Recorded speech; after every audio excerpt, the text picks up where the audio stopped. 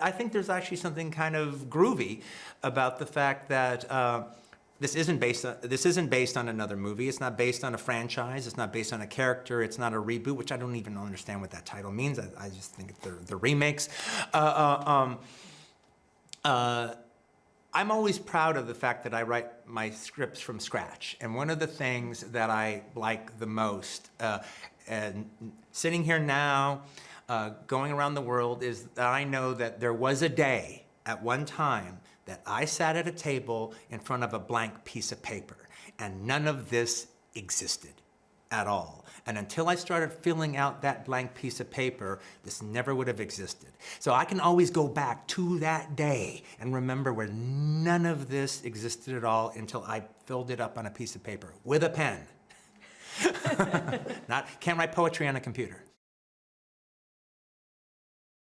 I just don't think anything compares to the community experience you have when you go to a cinema, when you're sitting amongst fellow unexpecting audiences all about to experience something together at the same time. And it heightens your experience to hear people laugh next to you and giggle and gasp and bob their heads to the music. It's just, it heightens it so much. You're never going to have that experience at home quite in the same way if you're on your own, I don't think. Also the fact that it's shot on screen and it's projected on screen. It's shot on film and projected in a cinema. It's a truly cinematic experience. And I know it because I was fortunate enough to see it in person, but these sets aren't added in post. This isn't a CGI feel. There was no green screen. There was no, we'll make it look like 1969 later. Just use your imagination for now.